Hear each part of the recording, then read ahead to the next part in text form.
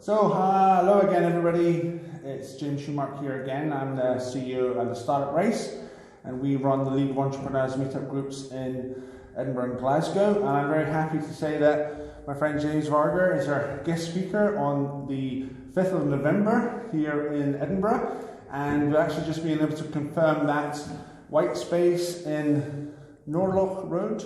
No, the IDCO. The IDCO in white space is going to be our venue, and it'll be a bit different. That people will be able to bring our own beer, which will be an exciting development.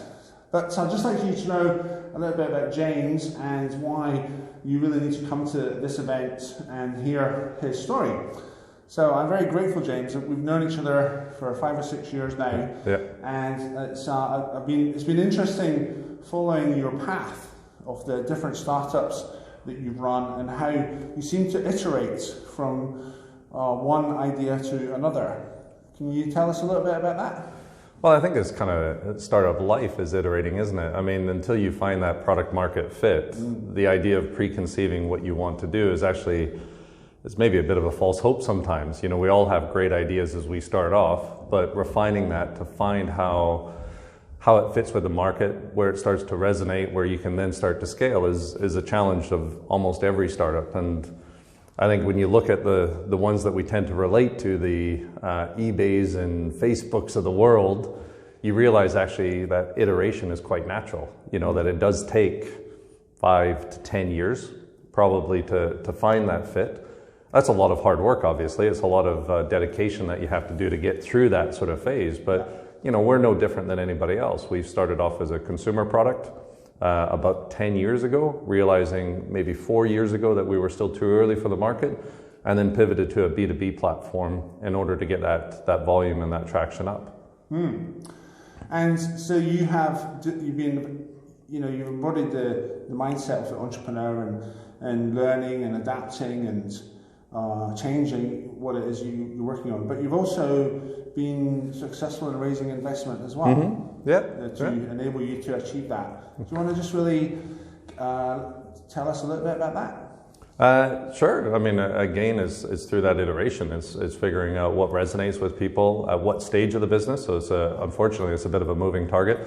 How you need to present yourself as a startup, I think, in the early stages. Seed is fundamentally different when you're in that early growth phase, or the, whatever you want to call it, A, B, C type rounds, where you start to get VC investment and so forth. So again, it's just been part of that journey. We've been very lucky, very fortunate. I think a lot of it's down to luck sometimes, and just who you meet at the right place at the right time is a big part of it.